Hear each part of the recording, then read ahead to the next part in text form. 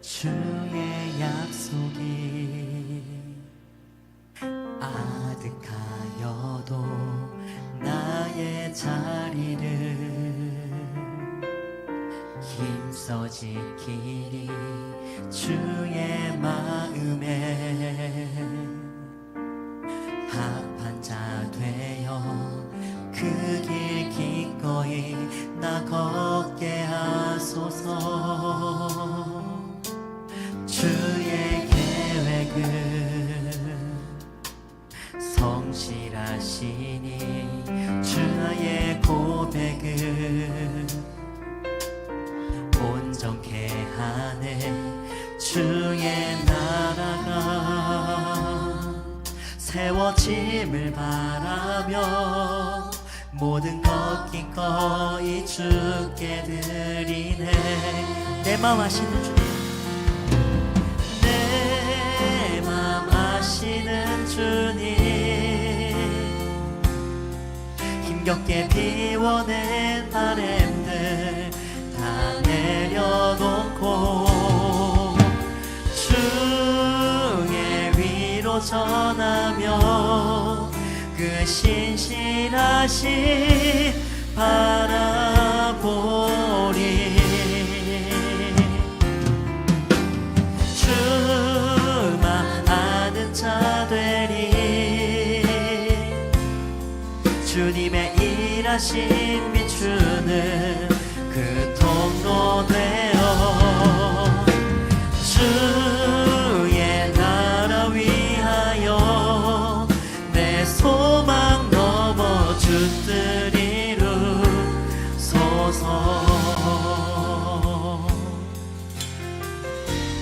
주의 약속이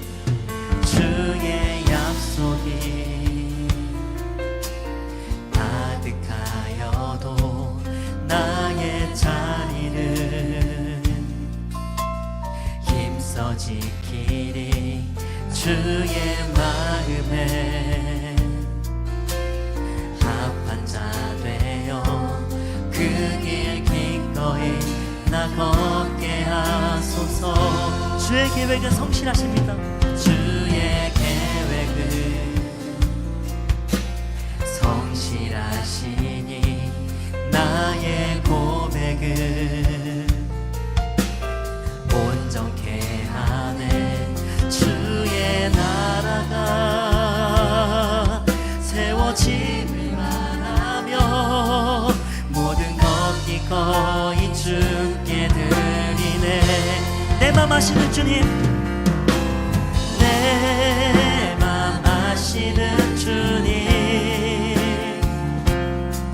힘겹게 비워낸 바램들 다 내려놓고 주의 위로 전하며 그 신실하심 바라보리. 주만 아는 자들이 주만 아는 자 되리. 주님의 일하심 비추는 그 통로 되어 주의 나라 위하여 내 소망 넘어 준 뜻 이루소서. 내 맘 아시는 주님, 내 맘 아시는 주님, 힘겹게 비워낸 바램들 다 내려놓고 주의 위로 전하며 그 신실하심 바라보리.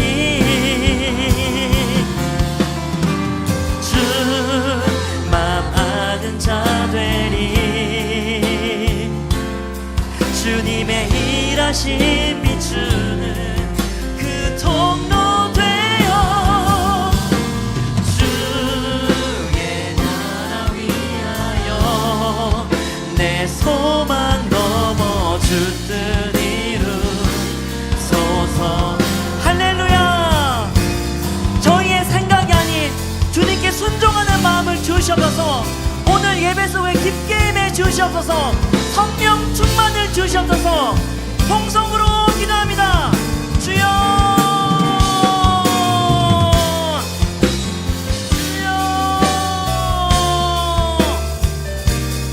주여, 정말 우리의 생각과 뜻이 아닌 저 주님의 생각과 뜻으로 우리가 세상 속에 나아갈 수 있도록 주님께서 역사해 주시옵소서.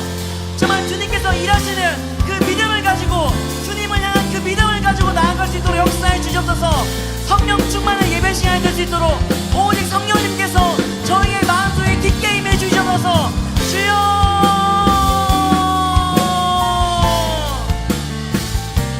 주여 역사하시고 임해 주시옵소서. 주님, 오늘 예배와 함께 해주셔서 감사합니다. 이 시간 저희의 모든 욕심을 내려놓고 주님의 말씀에 순종하길 원합니다. 역사해 주시옵소서. 임해 주실 주님을 기대하며 주 예수 그리스도의 이름으로 기도드렸습니다. 아멘. 영광이 주님께 박수 올려드립니다.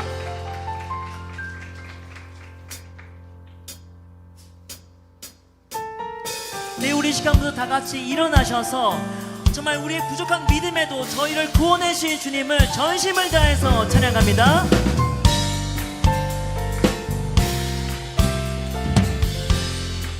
내게 대단한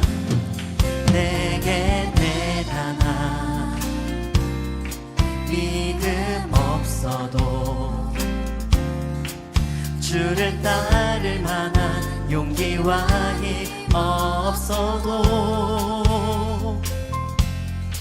나의 연약함 사용하시는 주님,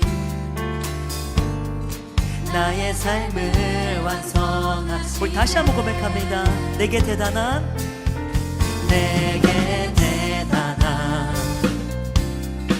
믿음 없어도 주를 따를 만한 용기와 힘 없어도 주님께서는 우리의 연약함을 사용해 주십니다.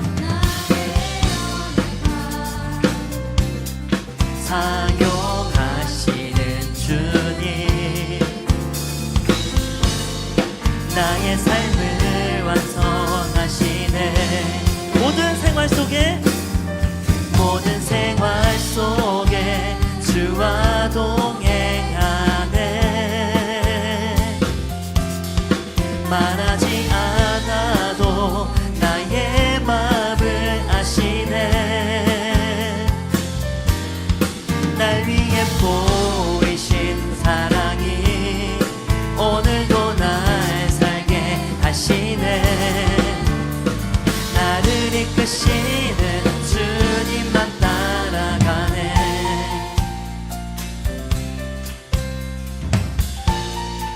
나의 하루를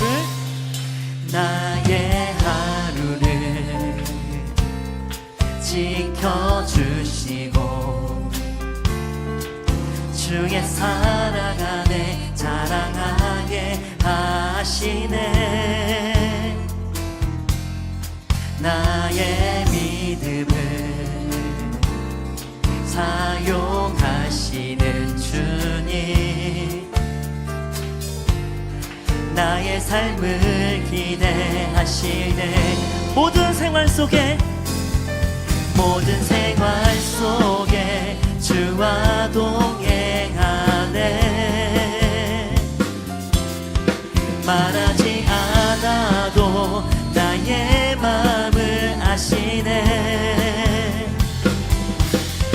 날 위해 보이신 사랑이 오늘도 날 살게 하시네. 나를 이끄시는 주님만 따라. 모든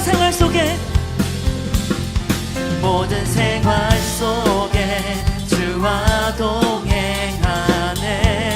우리의 마음을 다 아시는 주님을 찬양합니다. 나의 마음을 아시네. 날 위해 보이신 사랑이 오늘도 날 살게 하시네. 나를 이끄시는 주님만 따라가. 나를 이끄시는 주님만 따라가네. 나를 이끄시는 주님만 따라가. 아멘. 우리의 믿음을 사용해 주신 예수 그리스도를 찬양합니다. 할렐루야.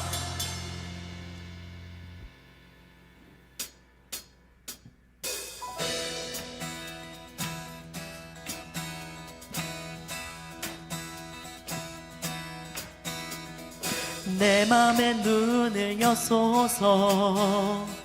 내 맘의 눈을 열어 주 보게 하소서. 주 보게 하소서. 내 맘의 눈을 여소서.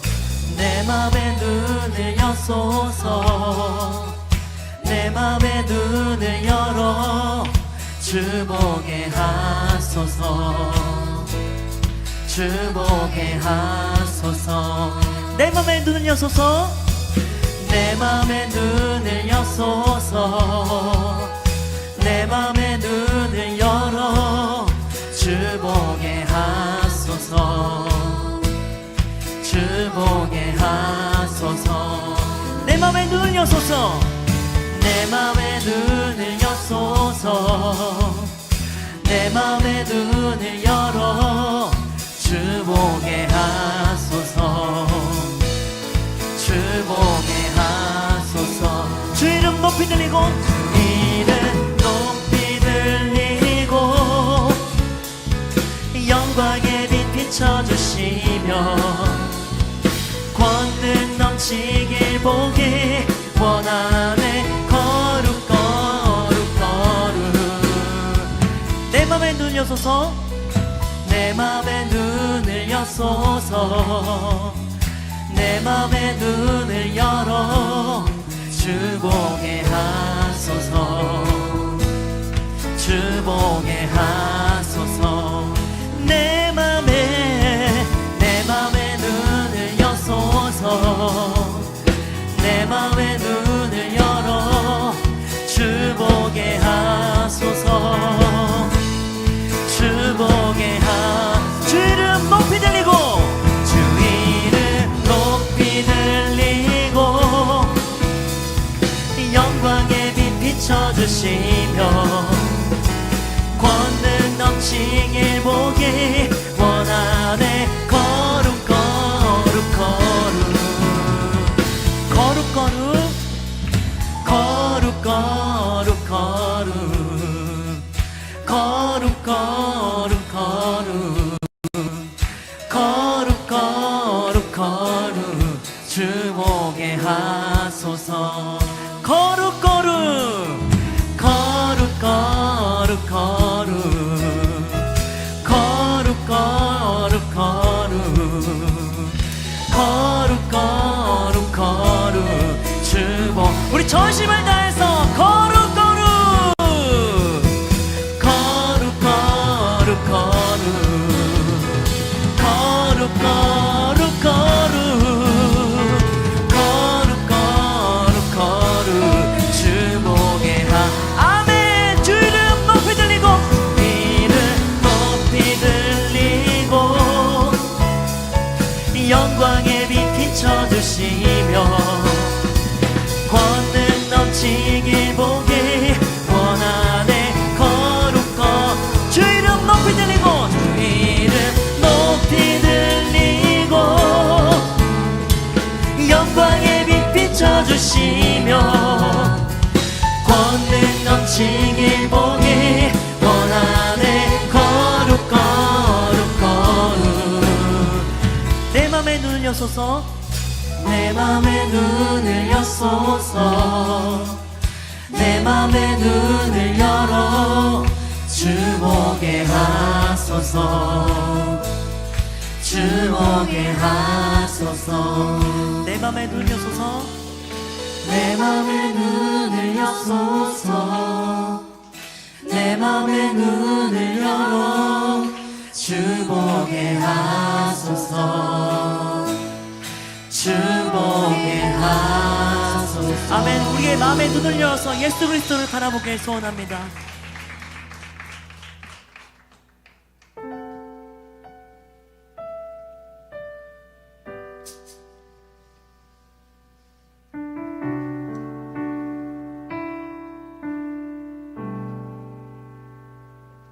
보여지는 예배 아니 마음으로 드리는 예배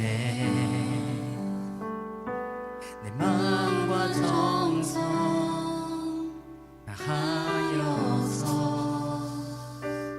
주 앞에 드려지는 예배 나를 위한 예배 아니 나를 위한 예배 아니 주님 뜻을 향한 예배 내 마음과 정성 다하여서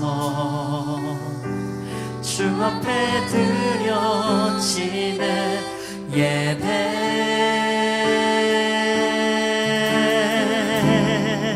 주 앞에 엎드려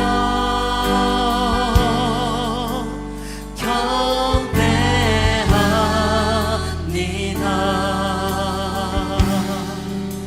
온전한 예배 내 맘의 예배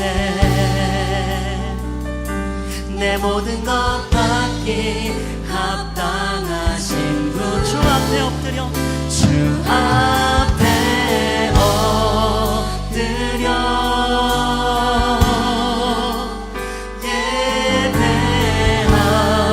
예배합니다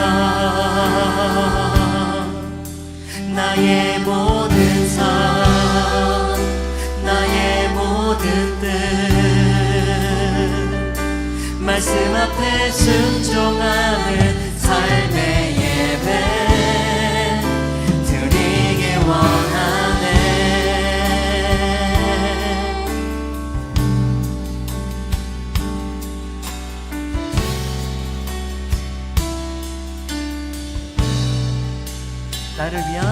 나를 위한 예배 아니 주님 뜻을 향한 예배 내 마음과 정성을 다해서 내 마음과 정성 다하여서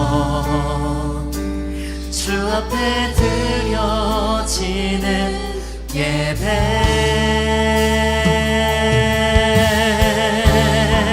주 앞에 엎드려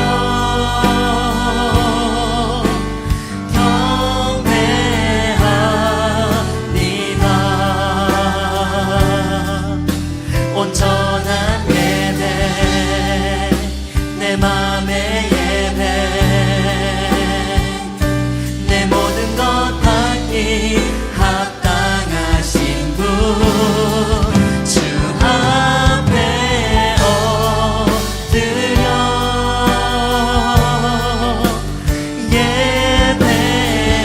예배합니다 나의 모든 삶 나의 모든 뜻 말씀 앞에 순종하는 삶의 주 앞에 엎드려 주 앞에 엎드려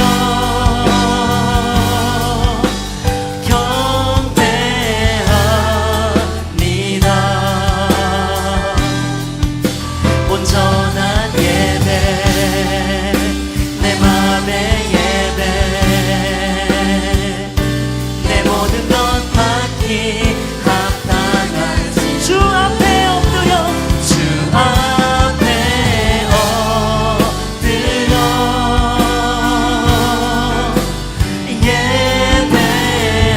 예배합니다 나의 모든 삶 나의 모든 뜻 말씀 앞에 순종하는 삶의 예배 드리기 원한 아멘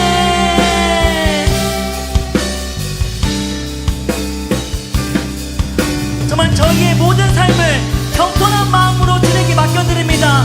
모든 영광을 주님께서 홀로 받아 주시옵소서. 아멘.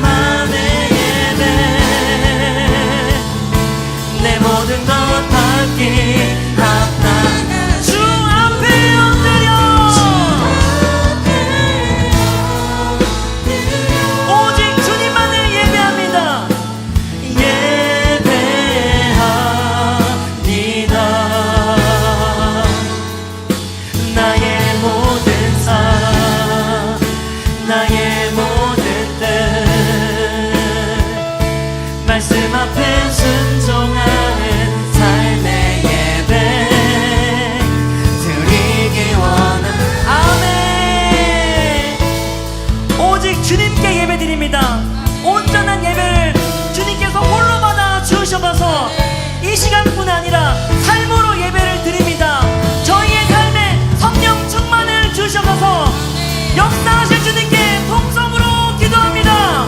주여.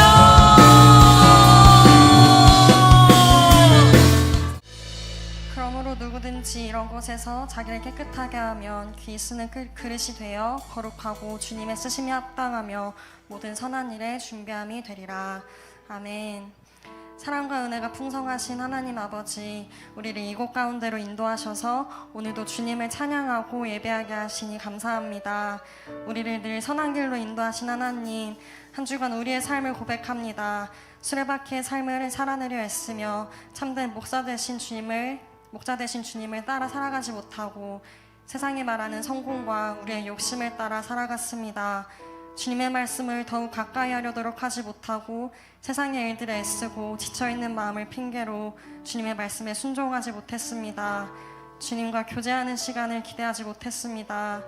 우리의 힘과 능력을 의지할수록 소망이 없고 연약한 우리의 모습을 발견합니다. 이 시간 우리의 연약함과 우리가 지은 모든 죄를 고백하며 회개하오니 예수 그리스도의 보혈의 피로 정결케 하여 주시옵소서. 마귀의 참소 속에 속지 아니하고 예수님의 십자가 승리를 기억하게 하셔서 날마다 성령과 동행하며 승리하는 삶을 살아가게 하소서. 능력 주시는 자 안에서 내가 모든 것을 할 수 있느니라. 이 말씀이 우리의 삶이 되게 하소서. 목사님을 위하여 기도합니다. 늘 앞장서서 달려나가시는 목사님께 지력과 영력과 체력을 더하여 주소서. 입술에 권능을 더하셔서 말씀을 선포하실 때 그 말씀이 온전히 전해질 수 있도록 주님께서 도와주소서.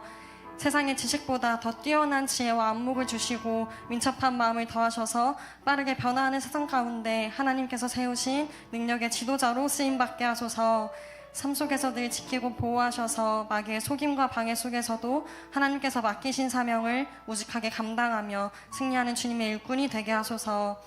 목사님의 가정을 지키고 보호하시며 늘 필요를 채워주시고 가정 가운데 평안을 허락하소서. 예일교회를 위해 기도합니다. 사랑하는 예일교회가 주님께서 기뻐하시는 건강한 교회가 되게 하시니 감사합니다. 가을 사역이 진행되고 있습니다. 매일전도팀, 도고기도팀, 행복모임 등 모든 사역 가운데 기름 부으셔서 기도를 끝까지 감당하며 승리하는 성령님께서 일하시는 귀한 사역들 되게 하소서. 행복모임에 초청된 영혼들이 복음을 깨닫고 주님을 만나 귀한 일꾼으로 세워져 행복모임이 더 확장되어 하늘엔 영광, 땅에는 기쁨이 되는 귀한 행복모임들이 되게 하소서. 우리 교회의 재정을 채워주시길 원합니다. 주님의 일을 감당함에 있어 부족함 없게 하시고 더 귀한 일들에 우리 교회가 쓰임받을 것을 기대하며 헌신과 기도로 함께 교회를 세워나가게 하소서. 필리핀 땅에서 선교하는 이상은, 김지연, 정용준 선교사님을 위해 기도합니다. 주님께서 그 삶을 면밀히 살피시고 보호하셔서 필요를 채우시고 날마다 동행하여 주소서. 연합 선교를 감당함에 있어 소통하며 사역할 때 서로 어려움이 없게 하시고 오직 주님 나라를 세워나가는 비전과 사명으로 끝까지 승리할 수 있도록 도와주소서. 보내는 선교사인 우리들도 늘 재정 후원과 기도로 선교하게 하시고 선교사님들을 위해 기도하며 선교의 비전을 품고 함께 달려나가게 하소서. 예배를 위해 기도합니다. 보이는 곳에서 보이지 않는 곳에서 예배를 세우며 섬기는 손길들을 축복하셔서 예배 가운데 방해받지 않도록 도와주시고 사역의 은혜를 풍성히 누리게 하소서. 주님, 우리는 연약하여 또다시 기대하지 않는 자리에 서 있습니다. 매주 드리는 예배가 아니라 오늘 나에게 허락하신 예배의 자리임을 깨닫게 하셔서 전심으로 예배드리게 하소서. 주님의 말씀을 나의 말씀으로 받아들이고 순종하길 원합니다. 같은 자리에 머물러 있지 아니하고 변화되길 원합니다. 성령님, 오늘 이 시간 우리 마음 가운데 들어오셔서 더딘 마음을 제하여 주시고 목사님을 통하여 우리에게 주신 말씀을 순종하고 삶 가운데 살아내도록 우리를 도와주소서. 귀를 열어주시고 눈을 열어주시고 마음을 열어주셔서 회복케 하시고 오늘도 나를 변화시키시는 주님을 만나는 귀한 시간이 되게 하소서. 처음부터 마치는 모든 시간 모두 하나님께서 주인 되시며 홀로 영광 받아 주소서. 감사드리며 이 모든 말씀 살아계신 우리 주 예수 그리스도의 이름으로 기도합니다. 아멘. 우리 한 절씩 교도하겠습니다. 창세기 44장 14절. 유다와 그의 형제들이 요셉의 집에 이르니 요셉이 아직 그 곳에 있는지라 그의 앞에서 땅에 엎드리니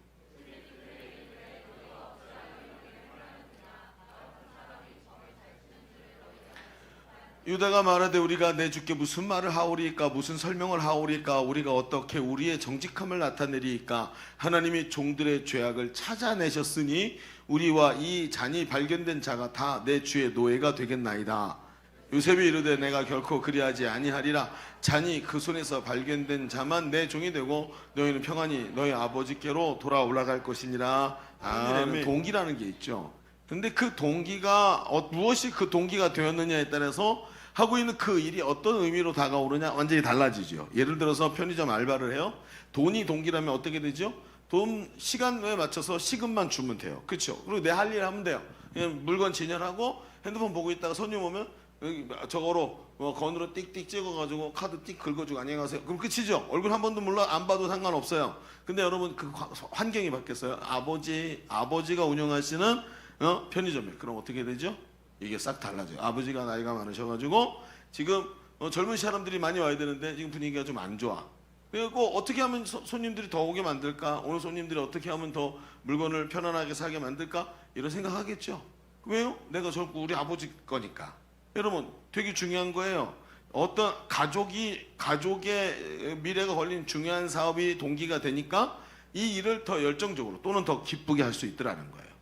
여러분 편의점 아르바이트지만 아주 다르게 다가옵니다. 그렇다면 이런 말이 성립이 되죠. 좋은 동기가 계속 주어질 수 있다면 사람은 늘 기쁨과 행복한 마음으로 일할 수 있다. 이런 얘기가 되는 거죠. 여러분 과연 그렇습니다.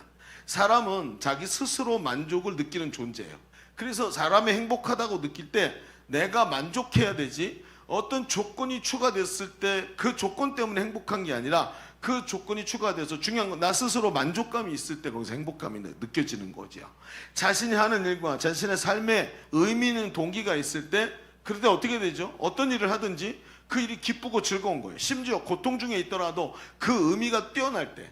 그렇죠? 사람이 어떤 일을 할 때 이 일로 인해서 많은 사람이 도움을 받았다든지 나라에 유익이 됐다든지 이런 배경이 있을 때 내가 조금 손해를 봐도 얼마든지 잘 기쁨으로 감당할 수 있잖아요. 그런 걸 우리는 너무나 잘 알아요. 직장, 사업장, 가정, 삶의 환경, 신앙생활, 우리가 함께하는 셀 안에서도 그리고 행복 모임에서도 좋은 동기가 우리에게 계속 우리에게 제공될 수 있다면 우리의 삶의 현장은 항상 기쁨이 넘칠 거라는 거죠. 자, 여러분 맞습니까? 앞뒤가 지금 다 맞나요? 처음부터 다시 합시다. 자, 앞뒤가 다 맞지요? 지금 얘기가? 맞습니다. 그런데 문제가 있어요. 뭐가요? 우리에게 항상 이런 동기가 주어지느냐 하는 거예요. 이게 이제 문제인 거예요. 우리의 삶에 의무감으로 해야만 하는 순간이 훨씬 더 많다는 것을 우리는 부인할 수가 없어요. 근데 바울이 성도들에게 이렇게 말해요. 에베소 교회 성도들에게 에베소서 6장 7절에 뭐라고 말하냐 하면 기쁜 마음으로 섬기기를 주께 하듯 하고 사람에게 하듯 하지 말라. 여러분 바울은 에베소 교회 성도들에게 섬기는 일도 사람에게 하듯 하지 말라고 주님께 하듯 하라고 말을 하고 있어요. 어떻게 이렇게 살까요?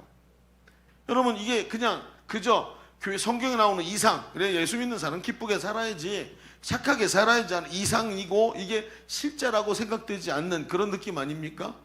근데 여러분 그게 아니에요. 바울은요 항상 사람들에게 뭐라 그랬어요? 너희는 나를 본받는 자가 되라 그랬어요. 그 얘기는 무슨 뜻이죠? 내가 이렇게 살고 있으니까 너도 나처럼 이렇게 살아라는 얘기예요. 그러면 오늘 이 얘기에서 기쁜 마음으로 섬기기를 주께 하다고 사람들에게 하듯 하지 말라. 이거는 그 동기가 주님께 있는 그 동기가 실제로 우리의 삶의 동기가 된다는 거예요. 바울이 또 뭐라 그랬죠? 항상 기뻐하라. 쉬지 말고 기도하라. 범사에 감사하라. 여러분 이 세 가지 항상 그리스도인들이 느끼는 게 뭐 이게 된다면 얼마나 좋겠어. 바울은 이렇게 살고 있다는 얘기예요. 내가 지금. 그러면 이 일은 우리에게 현실이 될 수 있다는 거예요? 아니면 도저히 불가능하다는 거예요? 현실이 될 수 있다는 얘기죠. 의무감으로 사는 게 아니라 항상 우리 삶에 기쁨이 넘치는 삶이 될 수 있다는 거예요. 심지어 우리에게 항상 이런 동기가 주어지지 않더라도 말이죠. 여러분 보십시다. 오늘 우리는 우리의 삶의 동기가 의무감을 넘어서 기쁨으로 우리의 삶과 우리의 신앙을 살아내는 성도의 삶이기를 바랍니다. 그렇죠? 그러면 이런 기쁨이 우리 가운데 있고 늘 하는 일이 적극적이고 감사하고 뭔가 더 열심히 하고 싶고 이런 삶이 되기를 원한다면 오늘 좀 우리에게 주어진 말씀을 좀 깊이 봅시다. 그리고 그 말씀 속에 깊은 곳에서 의무감을 넘어서는 기쁨의 원천, 그게 어디서 나오길래 성경에 그런 게 있었어? 라는 이런 의구심을 가지고 오늘 말씀을 좀 깊이 바라볼 수 있기를 바랍니다. 자, 주보 3면을 펴보세요. 주보 3면을 보면 오늘의 말씀의 제목은 뭐였죠? 의무와 책임이에요. 오늘 두 가지 단어가 나와요. 의무 그리고 책임. 자, 우리는 그럼 첫 번째 이렇게 얘기를 해봅시다. 성도가 느끼는 의무감은, 자, 우리는 먼저 의무부터 얘기를 하는 거죠. 의무부터.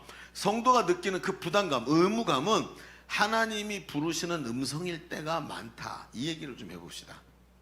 하나님이 부르시는 음성일 경우가 많다. 의무감이라는 게 무슨 얘기냐? 한번 생각해 봅시다. 오늘 우리가 읽은 본문은 우리가 잘 아는 사건이죠. 요셉이 바로의 꿈을 해몽하는데 꿈에서 7년 대풍년 이후에 7년 대기근이 올 것이다. 이런 얘기예요. 그래서 진짜로 대기근이 오죠. 그런데 그 고대 근동에 살던 야곱의 집, 즉 요셉의 아버지인 야곱의 집도 그 소용돌이를 피해갈 수가 없었어요. 요셉의 형제들이 그래서 어떻게 하죠? 애굽으로 곡식을 사러 옵니다. 근데 애굽의 총리가 요셉인 걸 모르지요. 자, 요셉이 와서 뜩 보니까 형들이 자기 앞에 무릎을 딱 꿇고 엎드려 있어요. 꿈이 생각났다 그랬죠. 진짜네? 곡식단 11개가 나한테 절을 하는 그 꿈이 실제로 여기 지금 펼쳐졌네? 근데 자세히 보니까 11개가 아니에요. 10명만 와 있는 거예요. 한 명이 빠졌죠. 누가? 베냐민 하나가 빠진 거예요. 자, 근데 요셉은 보면 아는데 형들은 자기가 요셉인지 모르니까 애굽말로 얘기하니까 뒤에 통역을 세웠어요. 근데 이 10명만 딱 와 있는 이 모습을 보면서 이상하다 하고 생각하다가 이게 하나님의 사인이구나 하고 깨닫습니다. 요셉은 형님들에게 어떻게 하죠? 그 하나님의 사인을 듣고는 정탐꾼이라는 딴지를 걸어서, 그렇죠? 너는 정탐꾼이가 그랬더니 아닙니다. 우리는 정상적인 사람의 12아들입니다. 12명, 너는 10명밖에 없잖아. 했더니 그 중에 하나는 없어졌고, 자기 말하는 거죠. 막내는 지금 누가 하고 있어요? 아버지 하고 있습니다. 그러는 거예요. 그래? 그럼 막내를 데려가 봐라. 이제 난리가 난 거죠. 이제 막내를 데리고 와야 됩니다. 그러면서 어떻게 하냐면 그 중에 시므이를 볼모로 잡아두고 나머지를 9명을 보내죠. 자, 돌아간 형제들이 그 사갖고 간 곡식을 먹으면서 고민을 합니다. 먹으면서 고민하는 게 제일 힘들어요. 그죠? 항상 먹으면서 고민하죠. 살찌면 어떡하지? 제로 콜라를 먹어야 되겠다. 이러면서 먹으면서 항상 먹으면서 고민을 합니다. 그러다가 식량이 딱 떨어지니까 어떻게 해요? 다시 가야 되죠. 근데 생각이 나요. 총리가 말했어요. 베냐민 데리고 오라고. 근데 문제가 생겼죠. 아버지가 베냐민을 내놓지를 않아요. 아버지가 사실은 정상적인 사람이 아니에요. 좀 여러분 야곱을 보면 야곱 정상적인 사람이 아닙니다. 성경을 보면. 그렇죠? 여러분 아내가 넷이 있었어요. 레아, 라헬, 그리고 그 다음에 종 둘이죠. 그래서 레아와 라헬이 핵심적이었단 말이에요. 근데 이 야곱이 라헬을 극진히 사랑했죠. 근데 저기가 누구야? 장인이 레아부터 먼저 집어넣어갖고 아내가 둘이 되어버리잖아요. 근데 라헬을 너무 사랑했는데 라헬의 두 아들이 요셉과 베냐민이에요. 그래서 요셉을 너무 편해가지고 요셉의 형제들이 요셉을 몰래 종으로 팔아버린 거 아니에요? 그런데 요셉이 없어지자 죽었다고 생각을 하고 그 다음부터 누구에게 그 편애가 가요? 베냐민에게 간 거예요. 내줄 리가 없어요. 그런데 막 어떻게 해가지고 아버지를 설득을 했고 베냐민을 데리고 옵니다. 근데 베냐민 딱 보니까 요셉이 감정이 격해지는 거예요. 자기 친동생이. 그렇게 오랫동안 사랑했던 자기 친동생을 못 봤는데 격해지잖아요. 근데 참지요. 그리고 다시 그 자루들에게 다 곡식을 넣어가지고 보내는데 베냐민의 자루에다가 은잔을 집어넣죠. 근데 이거는 그 시대 사람들이 점칠 때 쓰던, 그러니까 그런 잔을 주는 거예요. 물론 지금 요셉이 점쳤다는 얘기가 아니에요. 그냥 주는데 그러고 나가서 쫓아가지요. 쫓아가고 그걸 잡아가지고 자루에서 딱 보니까 베냐민의 자루에서 나온 거예요. 자, 그런 거 은잔을 누명을 씌워서 다시 끌고 오게 합니다. 자, 이제 생각을 해봅시다. 성경은 왜 이런 사건을 기록하고 있을까요? 제가 보기엔 이런 사건을 기록하는 게 의미가 없을 것 같아요. 왜냐하면 구속사니까. 성경은 예수님의 이야기니까. 구약에도 전부 예수님이 하신 일만 나와 있을 거 별로 큰 의미가 없는 사건인 것 같은데 잘 들어보세요. 요셉은 형제들에게 곤란한 일들을 자꾸 만들어내고 있습니다. 계속해서 극단적 상황으로 형제들을 몰아넣는데 요셉은 지금 자신이 당한 고통을 그 형들에게 복수격으로 형님들도 당해보셔 이러면서 하는 걸까요? 아니에요. 그게 아니에요. 그렇죠? 우린 잘 알고 있습니다. 중요한 건 성경이 이 상황의 결론을 우리에게 어떻게 보여주고 있나를 봐야 돼요. 결론이 뭐냐는 거예요. 결론으로 가봅시다. 이 상황은 요셉이 형제들 안에 뭔가를 발견했기 때문에 일으킨 사건이 있어요. 뭘 발견했을까요? 창세기 42장 21절에 보면 요셉이 본 게 보여요. 자, 제가 읽어볼게요. 그들이 서로 말하되, 누가 말하는 거예요? 형제들이. 요셉이 이렇게 은자 때문에 잡혀왔잖아요. 베냐민이랑 다 잡혀왔는데 그들이 서로 말하되 우리가 아우의 일로 말미암아 범죄하였도다.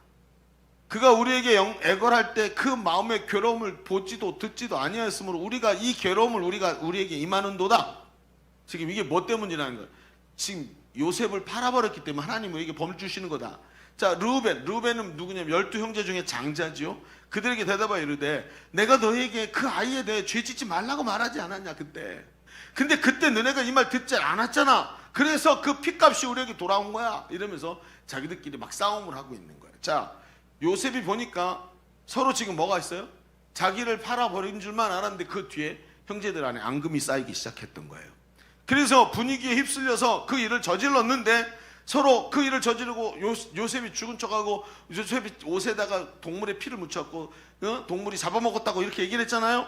그런데 서로의 얼굴을 보면 그때 생각이 나오기 시작하는 거예요. 우리가 그때 요셉을 죽였지. 그때 저놈이 죽이자고 말했었지. 이런 생각이 드는 거죠. 아버지를 속이고 동생을 죽인 건데 아버지가 매일 슬퍼하는 모습을 보면서 후회가 밀려옵니다. 그런데 이게 끝이 아니야. 뭐가 끝일까요? 서로 신뢰를 못해요. 저놈이 요셉도 배신했는데 죽이려고 했는데 언제 나도 배신하고 나도 분명히 죽이려고 할 거야. 형제들의 공동체는 이미 깨져 있었어요.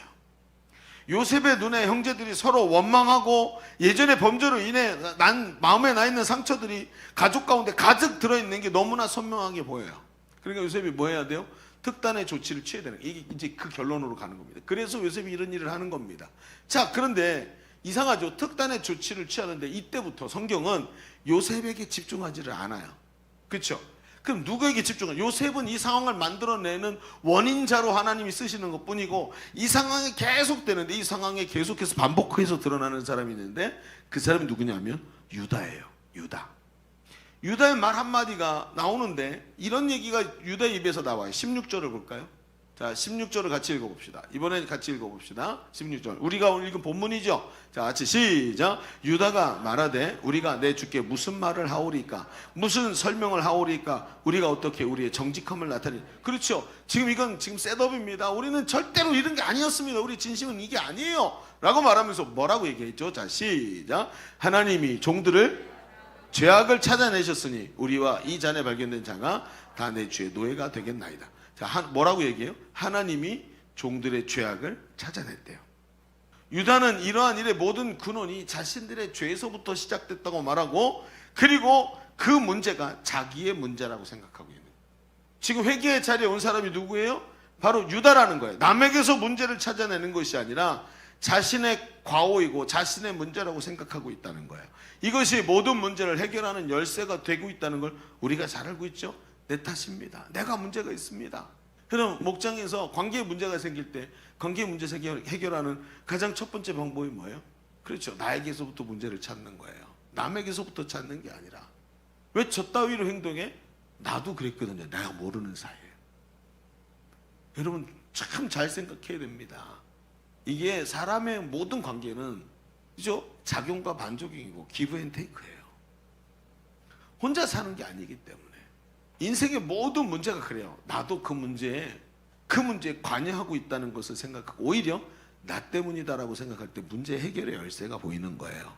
자, 그런데 보면 이 이야기를 유다의 이야기를 쭉 보면 단순한 이제 이런 문제 의식이 아니라는 걸 알게 돼요. 그는 하나님이 자신에게 말씀하시는 것으로 인해서 지금 이 사건에서 의무감을 느끼고 있다는 것을 우리가 알 수 있어요. 유다의 모습을 좀 거꾸로 소급해서 볼까요? 유다는요, 형제들이 요셉을 죽이려고 할 때 죽이지 말자라고 말한 사람이 누군지 아세요?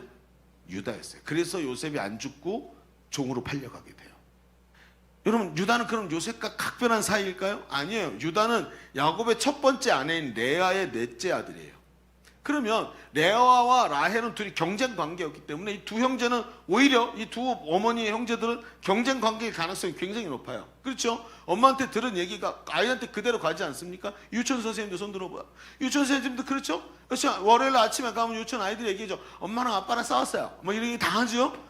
유치원 아이들은 탁 찌르면 어제 엄마 아빠가 뭐 했는지 다 얘기 나와요.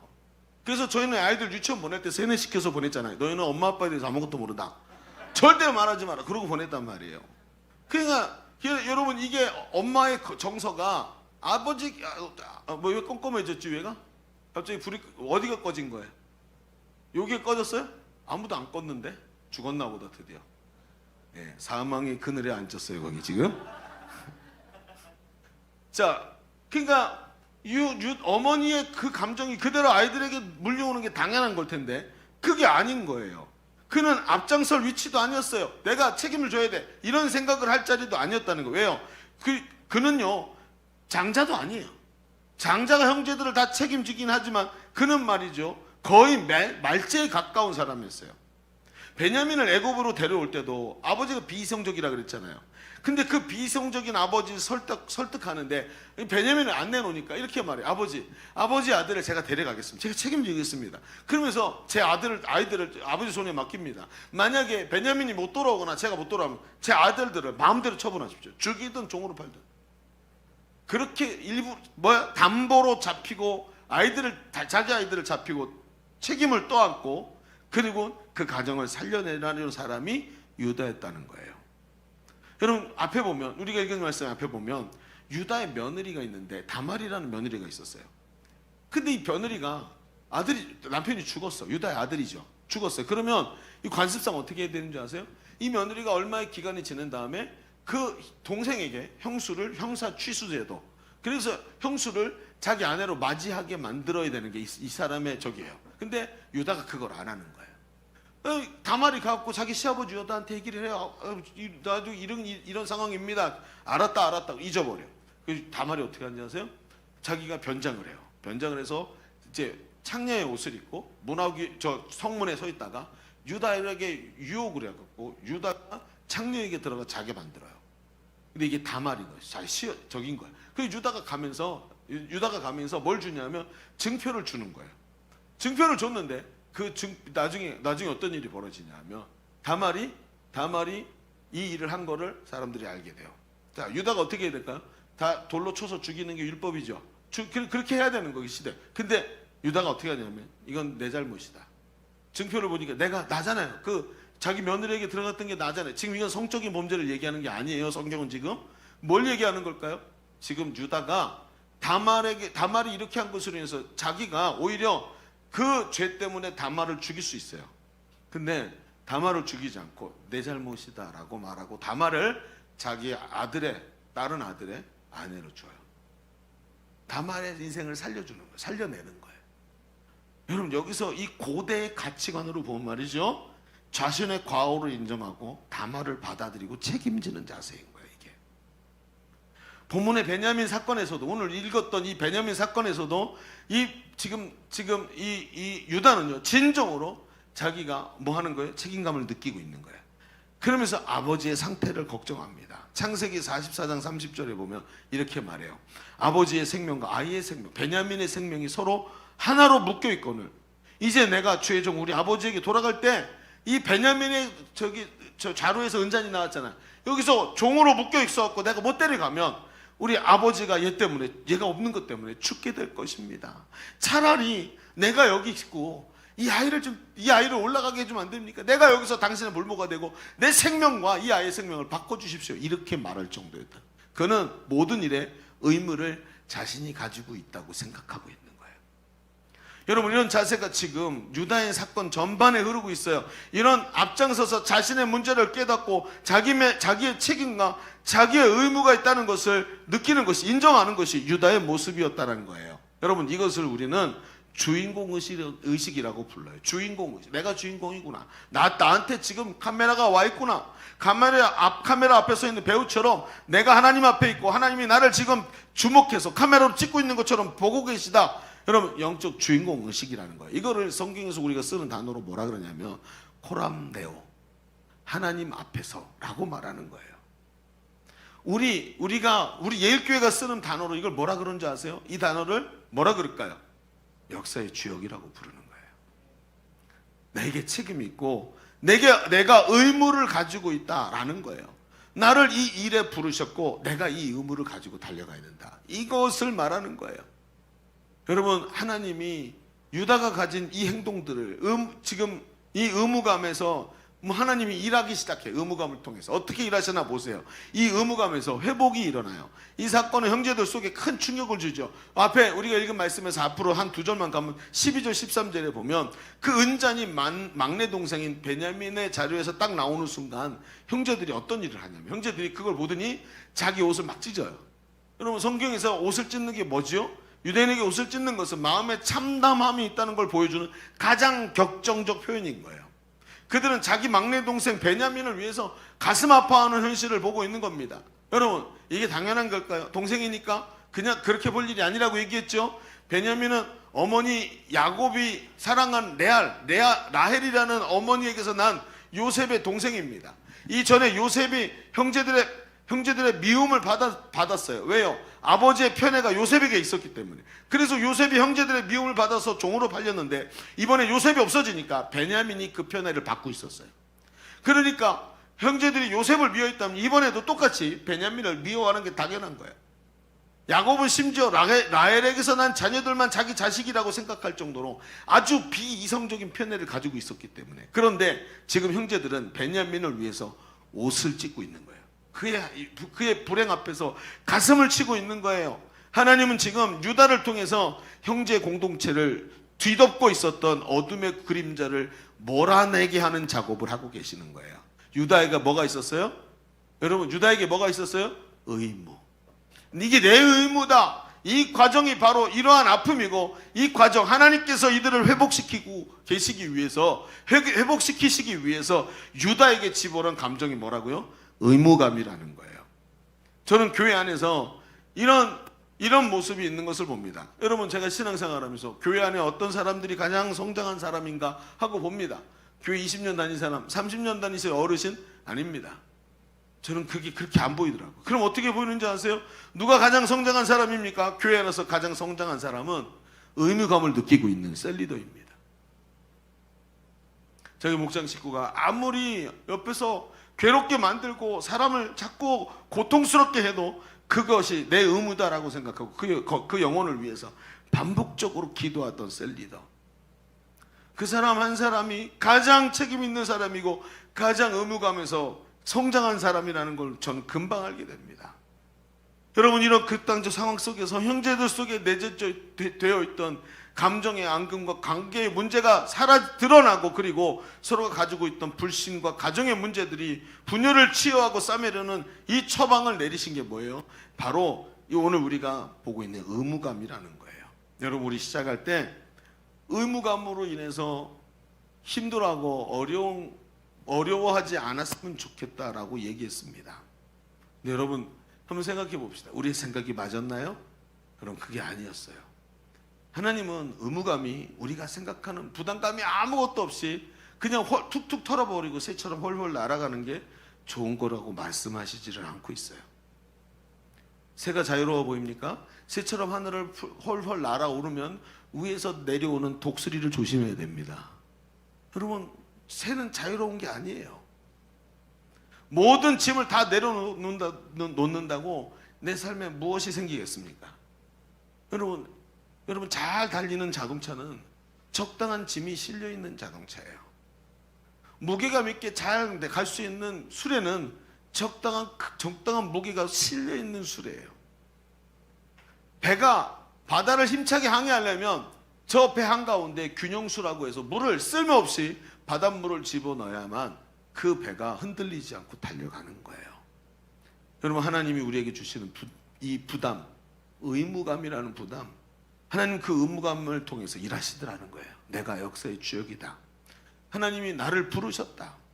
하나님 나를 통해서 이 일을 하시려고 하는구나 하고 깨닫는 그 순간 그 사람이 하나님 앞에서 회복의 사람으로 그 일을 만들어내는 하나님의 일꾼으로 쓰임받더라는 거예요. 요셉을 보십시오. 자기를 배신하고 팔아버린 형제들을 원망하던가요? 아닙니다. 아버지 야곱이 죽자 형제들이 왔고 제발 살려달라고, 이제 아버지가 없으니까 당신이 우리에게 복수할 것 같다고 바들바들 떱니다. 그랬더니 요셉이 자기 형들에게 뭐라고 얘기합니까? 하나님이 우리 가족을 구원하시려고 나를 먼저 애굽으로 보내셨습니다. 이게 뭐지요? 이 모든 것이 의무감의 정체성인 거예요. 의무감의 정체가 바로 이거예요. 바로 하나님이 나를 부르셔서 나를 쓰고 계시다. 이게 의무감이에요. 의무감이라는 게 절대 나쁜 것이 아니라는 거예요. 오늘도 말이죠. 우리 행복 모임 하고 있죠. 행복 모임 정말 하고 싶어서 행복한 마음으로 시작한 사람 있으면 손 들어보십시오. 별로 없어요. 어떻게 하는지 아세요? 행복 모임 구성해서 빨리 제출하세요 그랬더니 시작할 때까지 제출 안 해. 왜요? 하고 싶지 않다는 거예요. 그거 어떻게 했을까요? 의무감으로 시작합니다. 근데 웃긴 거죠. 행복 모임을 하기 시작하면 갑자기 사람이 변합니다.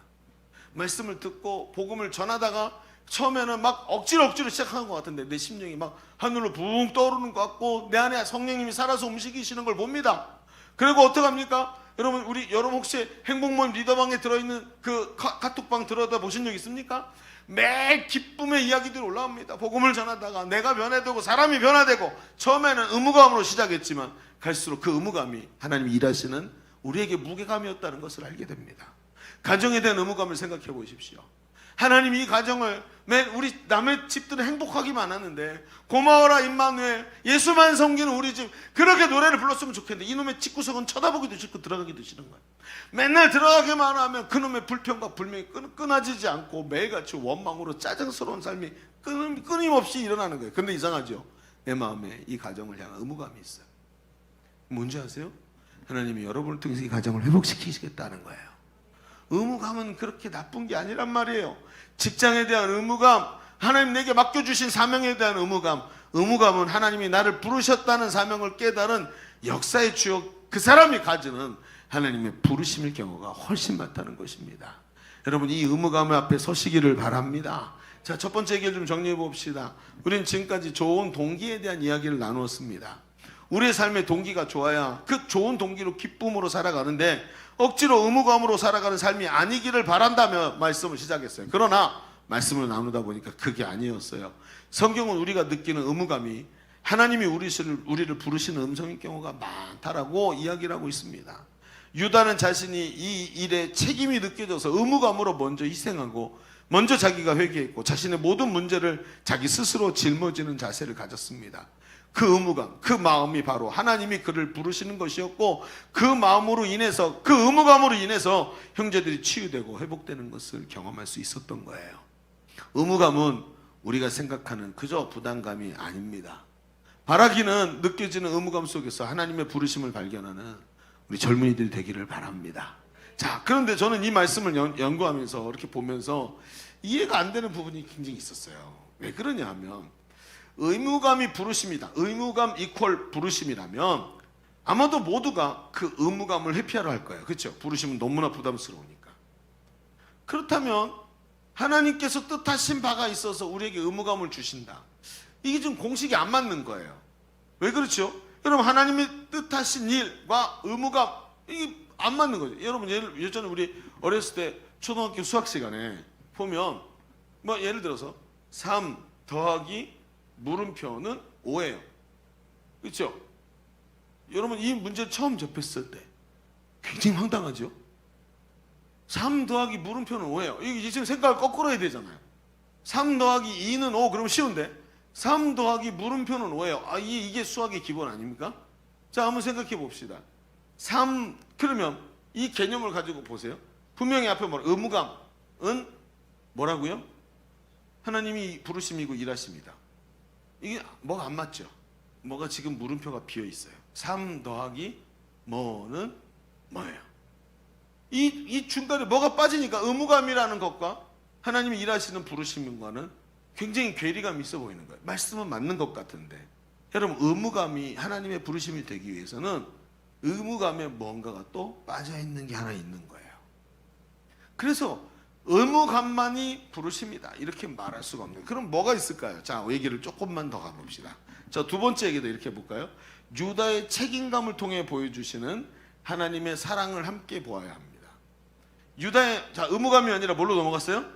책임감으로 넘어갔어요. 자, 왜 책임감으로 넘어갔을까? 이게 오늘 이제 두 번째 얘기의 핵심이에요. 유다의 책임감을 통해 보여주시는 하나님의 뭘 깨달아 함께 봐야 된다고요? 사랑을 함께 봐야 된다. 유다의 책임감으로 사랑을 보여주신다. 한번 얘기를 들어봅시다. 여러분 성경은 생각보다 여러 곳에서 유다에 대해서 이야기를 해요. 유다에 대해서 굉장히 많은 부분에. 그럼 유다 하면 어떤 성경 구절이 떠오릅니까, 여러분? 유다?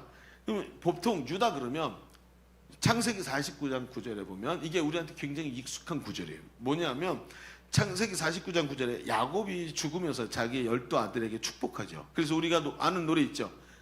너는 담장 너머로 뻗은 나무. 그게 이제 여기서 이 구절에서 창세기 49장에서 나오는 거예요. 근데 그 중에 한 사람, 그렇죠?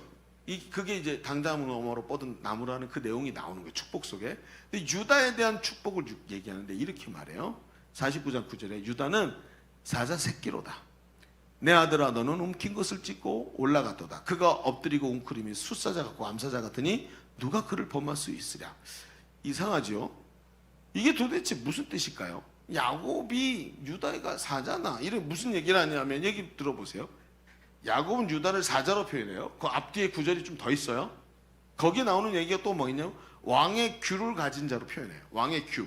여러분 영국 여왕 대관식 할 때 보면 머리에 왕관 쓰죠. 그리고 뒤에도 홍포를 킨 거 이렇게 어깨에 이렇게 느륵느륵 끌리면서 이렇게 걸죠. 그거 홍포. 그 다음에 뭐가 있냐면 손에 지휘봉 같이 생겨서 위에 The First Stone 딱 달려 있는 규 이거 들어요. 이게 대관식 할 때만 꺼내는 것 중에 하나래요. 그래서 지금도 가면 영국의 타워 브리지, 타워 오브 런던인가 거기에 가면 이게 전시가 돼 있어요. 그 규가. 그 규가 세계에서 제일 큰 다이아몬드가 주먹만한 게 그 위에 딱 달려 있어요. 그래서 그걸 The First Stone이라 그래요. 근데 이게 얼마나 사람들이 보는지 이렇게 보고 그렇게 전시를 해놓으면 사람들이 가지 않고 계속 보는 거야. 가지고 싶다 막 이러면서 막 이러니까 그게 거기 사람들이 모여 있으니까 어떻게 했냐면 통로에다가 이걸 전시해놓고 그 통로 밑바닥을 무빙 워크를 해놓은 거예요.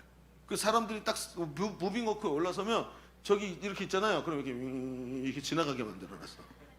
그리고 그냥 오래 못 봐. 쭉 그렇게 영롱해. 저 그거 잠깐 봤는데 지나가면서 와 침 흘리는 줄 알았어요. 난 보석 같은 거 관심 하나도 없었거든요. 깜짝 놀랐어요. 야 다이아몬드 이런 거구나. 그 다음부터 아무것도 다이아몬드나 보석은 눈에 들어오지도 않더라고요. 그래서 저는 결혼식 때 제 아내 다이아몬드로 그거 사주려고 그랬는데 못 사줬어요. 아쉽죠? 그게 바로 규예요. 그래서 왕이 있잖아요. 신하가 왕에게 뭔가 허락받을 때 왕이 허락을 해줄 때 허락한다. 그리고 그 규를 신하에게 딱 내밀어요. 그럼 신하가 그 규를 손으로 딱 만지면 허락이 돼요. 사인이 된 거예요. 이렇게 된 게 규예요. 그러니까 지금 보세요. 사자가 뭐죠? 동물의 왕이에요. 규가 뭐죠? 왕의 권세예요. 홍포가 뭐죠? 왕이 입는 옷이에요. 그래서 예수님이 홍포를 입으셨다는 건 왕이시지만 십자가에서 사람들이 왕을 조롱할 때 쓴 게 홍포죠. 예수님의 홍포죠. 근데 진짜 왕이셨잖아요. 예수님. 그렇습니다. 지금 보니까 가만히 보니까 성경은 예수님을 유다 지파의 사자로 묘사할 때가 굉장히 많아요. 유다의 사자 누구예요? 예수님을 말하는 거예요. 예수 그리스도가 유다의 사자로 묘사하고 있고 그 예수님은 부활하셔서 온 세상을 심판하실 왕이시고 영원히 왕노릇하실 분인데 그 예수님이 어느 지파에서 나왔어요? 유다 지파에서 나와요. 유다 지파 후손으로. 여러분 신기하죠? 그런데 유다의 행동을 보세요. 유다의 행동을 가만히 보세요.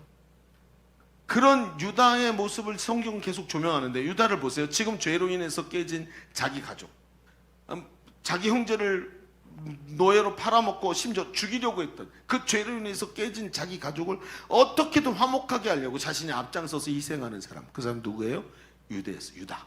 뭐하고 비슷해요? 희생제물 되셔서 자기의 희생으로 우리와 하나님 사이가 그 깨진 사이를 회복시키기 위해서 화목제물 되신 예수님과 너무 똑같은 모습이 유다에게 나타나요. 유다는 자기 동생 베냐민을 대신해서 자기 생명을 담보로 해서 차라리 내가 여기서 잡혀있다가 여기서 죽을 테니까 내 동생인 베냐민을 살려서 보내달라고 하면서 아버지를 살리고 가족을 살리려는 대속의 모습을 유다가 보여줘요. 그런데 대속의 제물이 되신 예수님과 너무 비슷한 거예요. 나를 대신해서 십자가에 죽으시면서 내 대신 그 피를 흘려 나를 죄와 사망에서 생명으로 옮겨주신 예수님. 너무 똑같은 모습이 보여요. 이 모든 일이 아버지 야곱의 편애 때문에 생긴 문제라고 할 수 있지만 자기 가족의 죄와 연약함을 대신 자기 몸에 다 짊어지고 자기 혼자 그 고통을 당하겠다는 그 사랑, 우리 연약함을 대신해서 떠안으신 예수님의 바로 그 사랑, 자기 몸에 저가 채찍에 맞음으로 우리가 나음을 입었도다 말씀하신 자기 몸으로 다 받아내신 사랑, 이게 유다에게서 보이기 시작해요. 여기서 유다가 예표하고 있는 예수님이 자꾸 보이는 거예요. 아, 유다의 행동은 사랑이었구나. 의무감이 아니라 사랑이었구나. 여러분, 예수님의 십자가는 의무감이 아니라 뭐였냐면 책임감에 가까운 거였어요.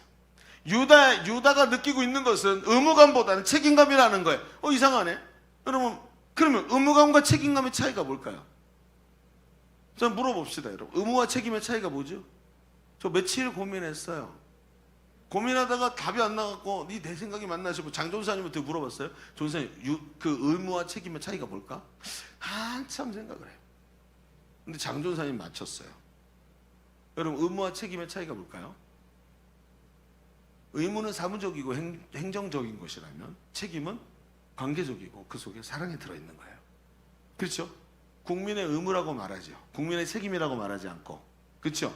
그런데 아빠의 책임이라 그럽니까? 아빠의 의무라 그럽니까?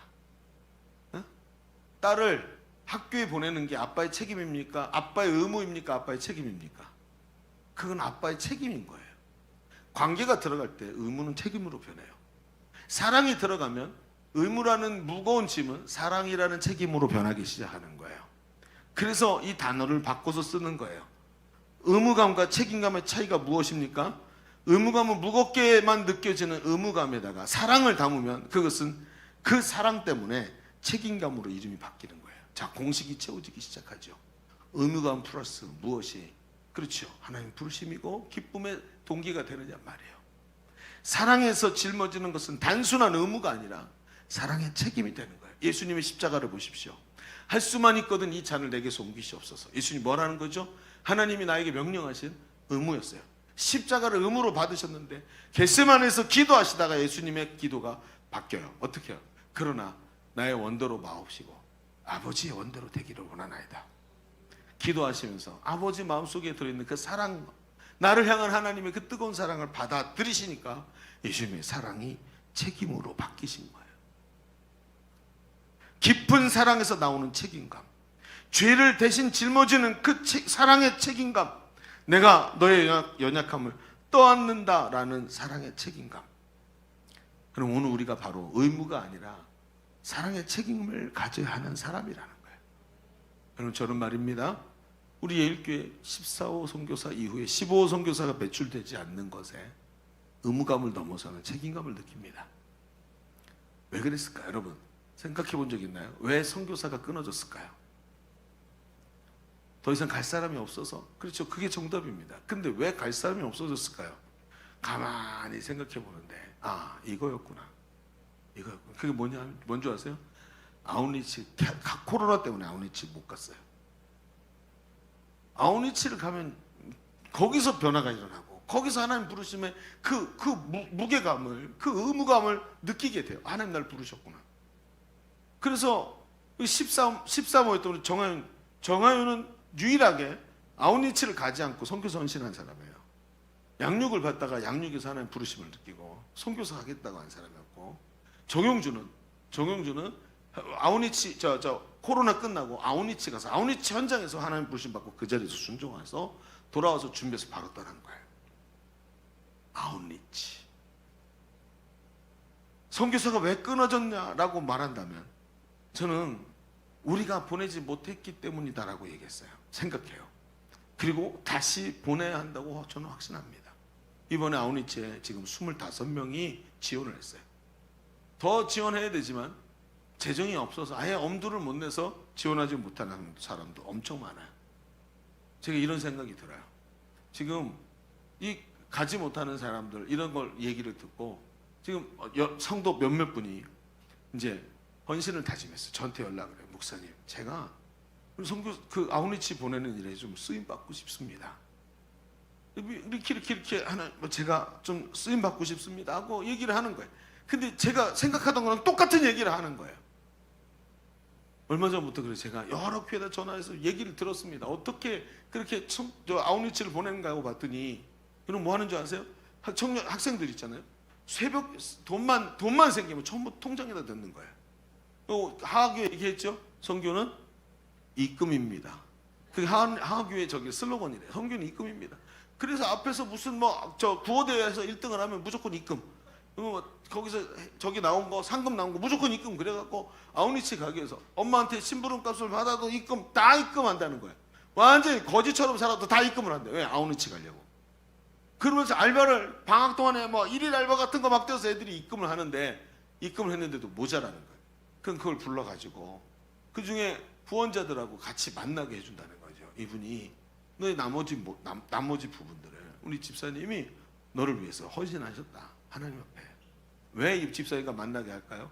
너도 받았으니 너도 이 의무를 가져라. 사랑의 책임을 너도 가져라. 네가 그 사랑을 받았으니 너도 그 사랑의 책임을 가져라. 그럼 만나게 해주고 보내준다. 아 그렇구나. 우리 교회는 신청만 하면 돈 주는구나. 너 절대로 아니라는 거야. 그렇게 해서 보내게 한다는 그 청소년이 나중에 자신이 사회생활을 하면서 나도 보냄 받았으니 나도 이 사랑의 책임을 갚으리라. 그렇죠? 이게 책임이라는 거야. 내가 받은 예수 그리스도를 통해 내가 받은 그 의무가 있으니 그 의무를 사랑을 더해서 책임으로 보내겠다는 거야. 여러분 추석이죠. 황금 연휴입니다. 마음만 먹고 3일 정도 연차를 쓰면 열흘을 쉽니다. 그런데 그 와중에도 그 중에 한 번 있는 주일을 싹 빼먹을 생각을 하고 있어요. 사랑의 책임을 져야 되는 거예요. 그건 사랑의 책임을 지는 모습이 아니에요. 주일 성수에 대해서 담임 목사가 말하지 않도록 만들어 주는 것이 너무 중요한 거예요. 주일 성수는 당연한 겁니다. 여러분 만약에 생각해 보세요.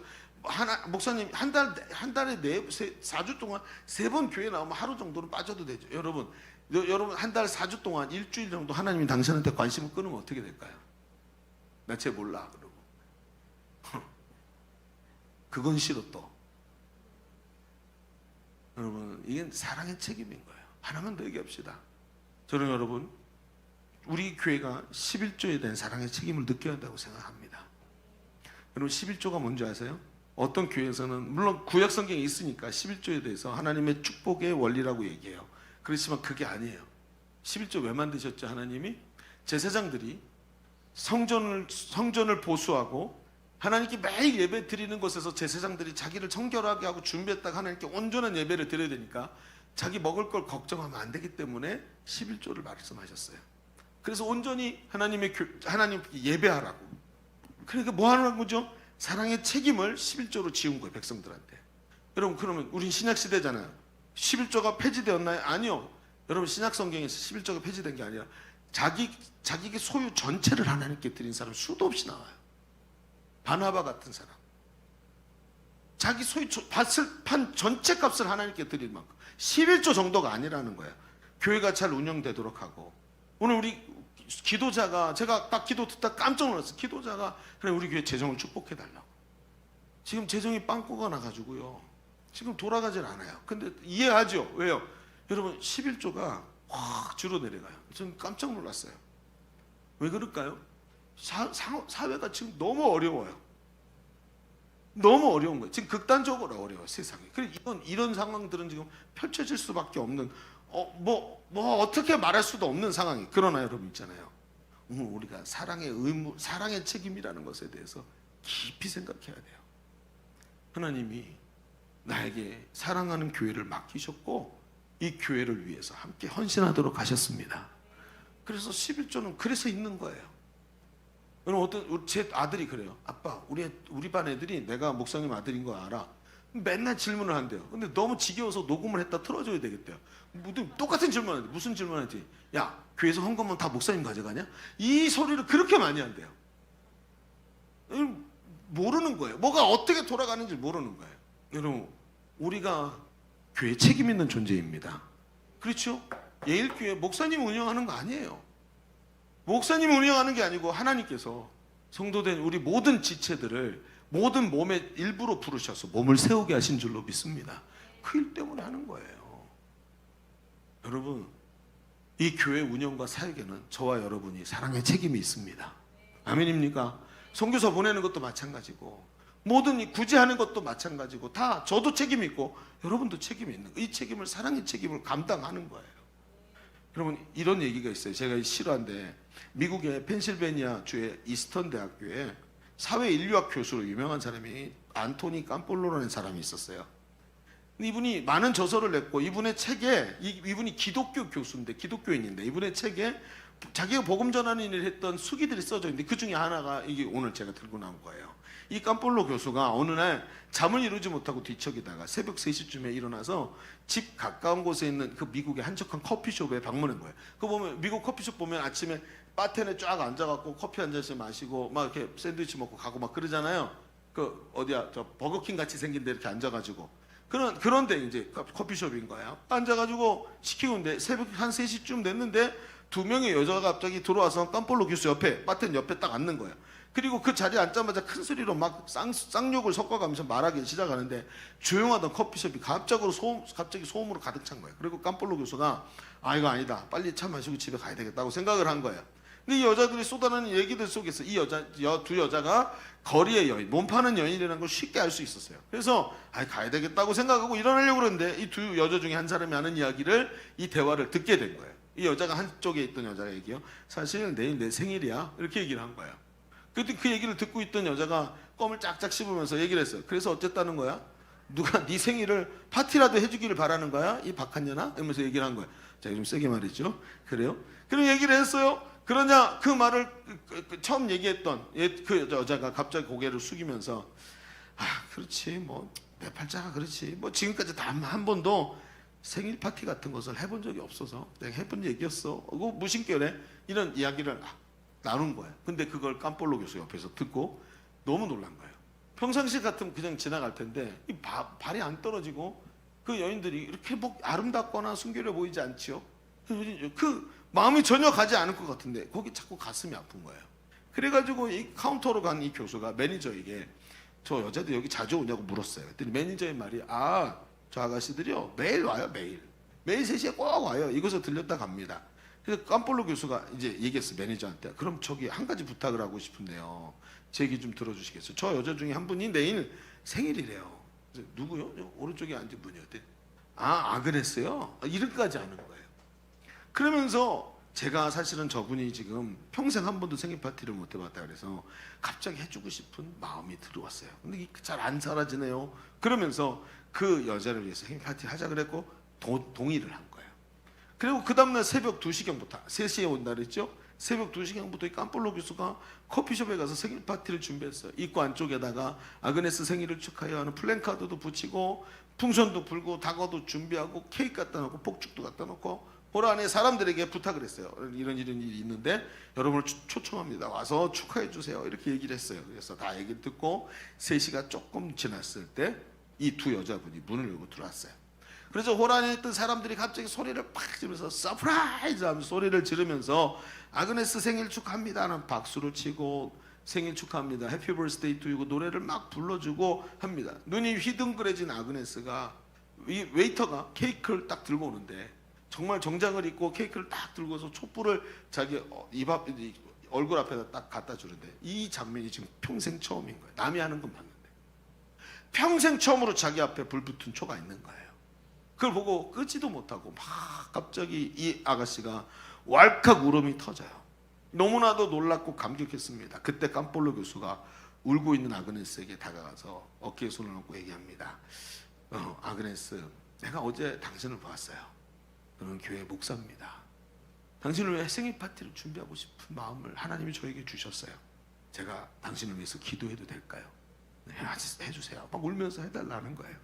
기도를 합니다. 하나님, 여기 일평생 한 번도 생일 파티라 같은 것을 체험해보지 못한, 지금까지 단 한 번도 누구의 사랑도 누구의 감심도 받아보지 못한 여자가 여기 있습니다.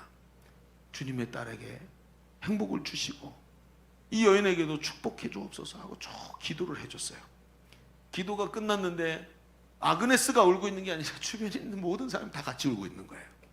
그 아그네스의 찢겨진 마음을 다 같이 공감했던 거죠. 그 마음이 그 기도와 그 파티로 위로받고 회복되는 순간이었습니다. 나중에 이 깜폴로 교수에게 들리는 얘기가 그 사건 이후 그 여인은 그 시간대에 거기 오지 않았대요. 안 오나 보다 했더니 그게 아니라 전혀 다른 인생을 살아가기 위해서 새 출발을 해서 힘차게 다른 삶, 지금까지 나는 버려졌다고 생각했는데 그게 아니라 하나님의 사랑받는 자녀라는 걸 깨닫고 새 인생을 시작했다는 것입니다. 여러분, 오늘 우리에게 중요한 메시지를 던져주는 이야기예요. 그냥 지나칠 수도 있지만 사랑의 책임을 느낀 안토니오 깜폴로 목사의 행동이 수많은 사람의 인생을 변화시킨 거예요. 책임을 느낀 사랑, 책임을 느낀 사랑, 이게 우리 서로에게 필요한 줄로 믿습니다. 우리 시대는 자기 인생도 책임지지 못하는 사람으로 가득 차 있어요.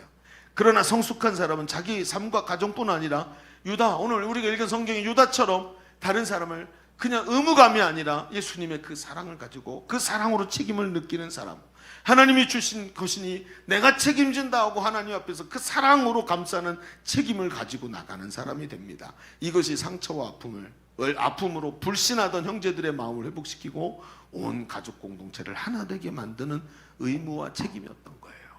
여러분, 우리는 시작하면서 좋은 동기로 살아내는 삶에 대해서 말씀을 시작했습니다. 의무나 부담이 아닌 자발적 동기가 인생을 아름다운 동기가 내 삶을 아름답게 한다고 했는데, 그렇습니다. 여러분, 그 자발적 동기는 단순한 부담이 아니라 하나님의 부르심을 들은 의무감이었고, 그리고 그 의무감에서 멈추는 것이 아니라 예수 그리스도의 사랑이 안에 내 삶을 들어와서 그 삶을 책임지는, 사랑의 책임을 지는 삶으로 하나님이 우리 인도하고 계시는 거예요. 여러분, 오늘 이야기했습니다. 항상 기뻐하라, 쉬지 말고 기도하라, 범사에 감사하라. 할 수 있겠느냐고요? 세상에서 못해요. 근데 사랑의 책임을 지는 사람은 할 수 있습니다. 그렇죠? 보입니다. 부모는 자식을 끝없이 사랑할 수 있어요. 왜냐하면 사랑의 책임을 지기 때문에. 항상 기뻐하라, 쉬지 말고 기도하라. 나를 위해 사는 사람은 이거 못해요. 근데 다른 사람을 세우고 사랑의 책임을 지는 사람은 이게 돼요. 경험해 봤습니까?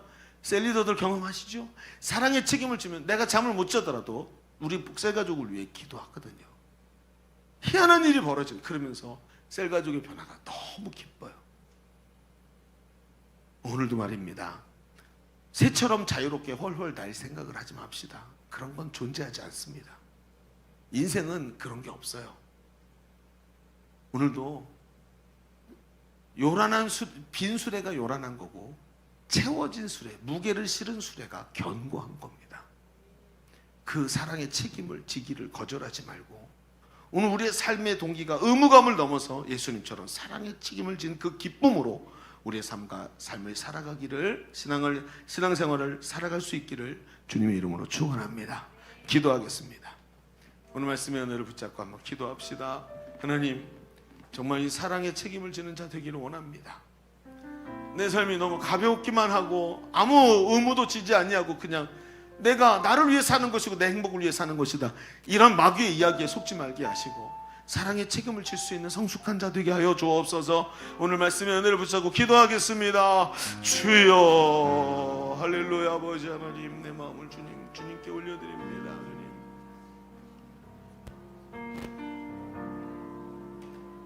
아버지, 주님 회피하지 말게 하소서. 주님 회피하려는 생각, 어떻게든 피해가려는 생각, 아버지 하나님, 의무감을 피해가고 하나님의 부르심을 피해가려고 하지 마세요. 우리 다시 한번 기도합시다. 오른손을 가슴에 얹으십시다. 하나님, 어떻게든 회피해 보려고 의무감을 회피하고 무게감을 회피하려고 했었습니다. 그게 너무 싫었습니다. 저걸 내가 왜 책임져야 되나? 나하고 난 좀 새처럼 가볍게 살고 싶어, 날아오르고 싶어 라고 말하지만 사실은 의무감이 싫고 주님의 부르심이 싫고 저거 책임지기 싫었던 우리의 마음을 주님 들여다보게 하시니 감사합니다. 참 무겁습니다. 주님, 그런 하나님 이 말씀이 내 마음에 깊이 새겨지기를 원합니다. 그래서 일주일 내내 이 말씀과 싸우다가 결국은 내가 지고 내가 그 말씀 앞에 무릎 꿇어 말씀이 나를 지배하게 하여 주옵소서. 회피하지 말게 하시고 그 의무와 책임을 오늘도 아버지 지게 하여 주옵소서. 우리 다시 한번 기도합니다. 주여, 할렐루야. 오 아버지 하나님, 오 할렐루야.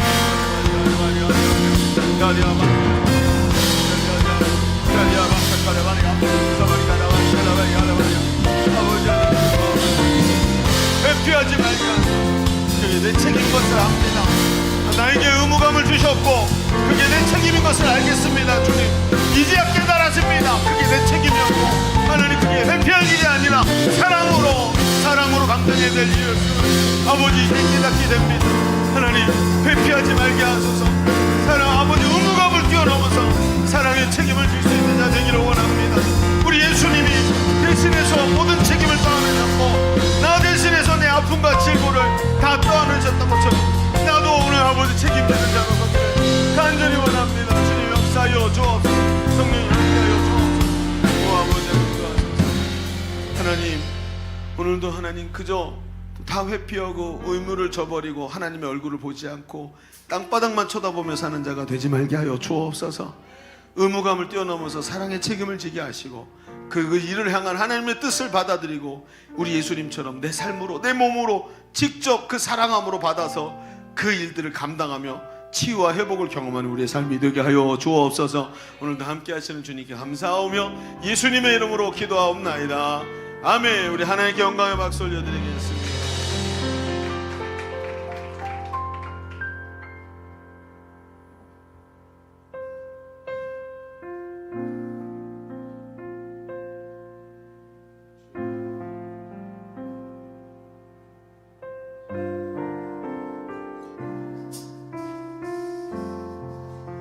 완전하신 나의 주, 완전하신 나의 주 의의 길로 나 인도하소서. 행하신 모든 일 주님의 영광 다 경배합니다. 다시 한번 고백합니다. 완전하신 나의 주, 완전하신 나의 주 의의 길로 나 인도하소서. 행하신 모든 일 주님의 영광 다 경배합니다. 예배합니다. 예배합니다. 찬양합니다. 주님만 날 다스리소서. 예배합니다. 찬양합니다. 주님 홀로 높임 받으소서.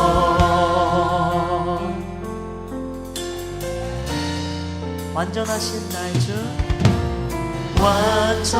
완전하신 나의 주 의의 길로 나 인도하소서. 행하신 모든 일 주님의 영광 다 경배. 우리 다시 한번 처음부터 고백합니다. 완전하신 나의 주, 완전하신 나의 주 의의 길로 날 인도하소서. 행하신 모든 일 주님의 영광 다 경배합니다. 예배합니다. 예배합니다. 찬양합니다. 주님만 날 다스리소서. 예배합니다. 찬양합니다. 주님 홀로 높임 받으소서. 예배합니다. 예배합니다. 찬양합니다. 주님만 날 다스리소서. 예배합니다. 찬양합니다. 주님 홀로 높임 받으소서. 우리 목소리로 고백합니다. 예배합니다. 예배합니다. 찬양합니다. 주님만 날 다스리소서. 예배합니다. 찬양합니다. 주님 홀로 높임 받으소서. 아멘. 영광의 주님께 박수 올려드립니다. 자, 우리 드려진 예물을 위해서 기도합시다. 하나님 감사합니다. 우리의 삶이 뭐라고 이 반푼어치도 안 되는 인생을 불쌍히 여기시고 사랑하셨습니까? 그거 하나님 무게감 조금만 줘도 어쩔 줄 몰라면서 자유롭고 싶다고 몸부림치면서 도망쳐 다니는 우리 삶을 향해서 하나님 의무감이 무엇인지, 책임감이 무엇인지, 우리 예수님이 얼마나 나를 위해 많은 책임을 지셨는지 알게 하셨사오니 그 사랑의 빚진 자 되어서 나도 사랑의 책임을 지는 자 되게 하여 주옵소서. 오늘도 말씀을 붙잡고 주님 앞에 무릎 꿇고 엎드려 주 앞에 예물을 올려드립니다. 주가 예물을 받으시는 주인이시고 나는 주께 예물을 올려드리는 종입니다. 종의 아버지 예물을 받으시고 마음의 중심을 보시며 종을 불쌍히 여기시고 사랑하시어서 주의 한량없는 은혜로 우리의 삶을 채워 주옵소서. 젊은이들이 마지막 시대에 두려워하지 말게 하시고 믿음으로 서서 이 세상에서 승리하며 하나님 앞에서 승리하는 젊은이들 되도록 축복하여 주옵소서. 이제는 우리 구주 예수 그리스도의 은혜와 아버지 하나님의 지극하시고 만극하신 사랑하심과 성령님이 내주하시고 동행하시며 함께하시는 은혜가 오늘 모여 예배하는 모든 젊은이들 머리 위에 우리의 삶과 미래 위에 이제로부터 영원토록 함께 계시기를 간절히 축원하옵나이다. 아멘.